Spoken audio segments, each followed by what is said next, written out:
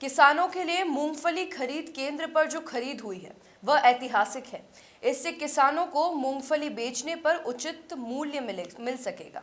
जगह जगह मंडियां में ऐसा देखने को मिल रहा है। यह बात सहकारिता और नागरिक उड्डयन मंत्री गौतम दत्त ने कहा। वह बीकानेर प्रवास पर थे। दत्त ने कहा कि सरकारी मूंगफली खरीद केंद्र पर यदि कोई गड़बड़ी पाई जाती है तो वहां पर कार्रवाई की जाएगी। भाजपा की भजनलाल सरकार द्वारा पिछला बजट भी बहुत अच्छा था, इस बार भी शानदार ही होगा। उन्होंने कहा कि हमारी सरकार बीकानेर जिले सहित सभी जगह पर हवाई सुविधाओं का विस्तार करेगी।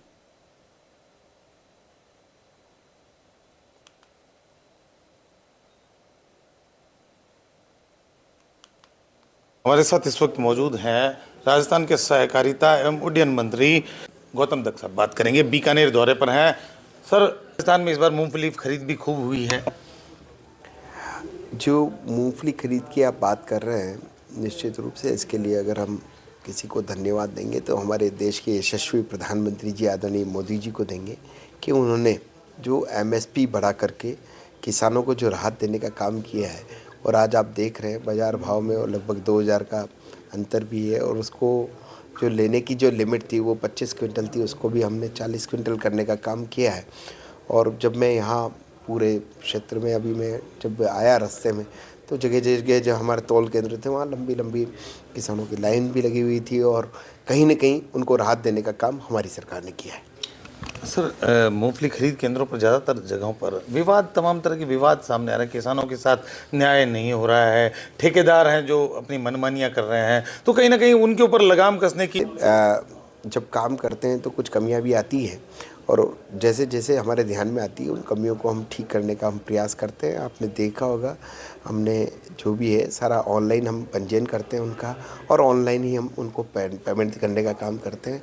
और इसमें कोई इस तरह की जो शिकायत जहां भी हमें प्राप्त होती है उसकी हम जांच करवा करके ठेकेदार के द्वारा कम तोलने की बात ज़्यादातर सामने आती है। तो जहाँ भी कि आपके ध्यान में भी कोई बात आती है तो आप तुरंत उसको जानकारी में हमें दें, उस पर कार्रवाई करने का काम हमारा विभाग करेगा। सर, विधानसभा शुरू होने वाला है, बजट सत्र है।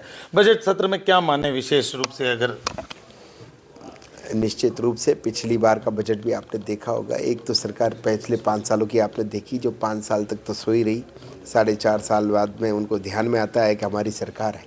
तुरंत तुरंत में न जाने कौन सी घोषणाएं करते हैं, ना तो वो आज दिन तक धरातल पे दिखती है।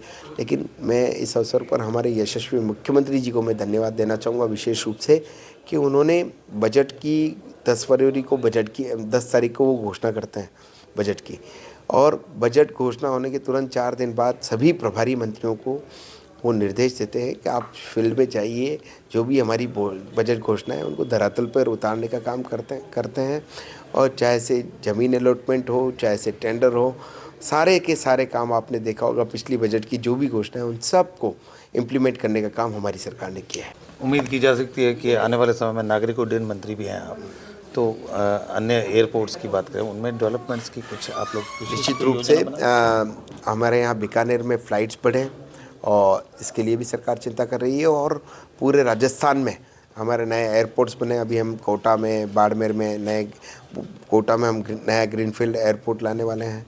इसी तरह से बाड़मेर में और बीकानेर में भी हम जो है हवाई सेवाओं का विस्तार करने वाले हैं। तो देखिए, तमाम तरह की बीकानेर में हवाई सेवाओं का जहां विस्तार होना है, वहीं मूंगफली की जो खरीद है वो ऐतिहासिक है और राजस्थान में हो रही है, बीकानेर में भी हो रही है। ये सब चीज़ें कही है राजस्थान के सहकारिता मंत्री गौतम दत्त ने, और निश्चित रूप से वे बीकानेर दौरे पर हैं। तमाम कार्यक्रमों में शिरकत करेंगे। के सिंह।